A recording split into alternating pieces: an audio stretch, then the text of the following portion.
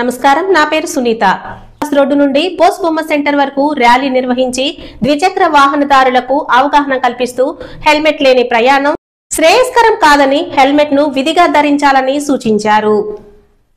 ఈ కార్యక్రమంలో Tiruvuru CI Giribabu, SI Satyanarayana, పట్టణ వాసులు, విద్యార్థులు, పోలీసు సిబ్బంది పాల్గొన్నారు.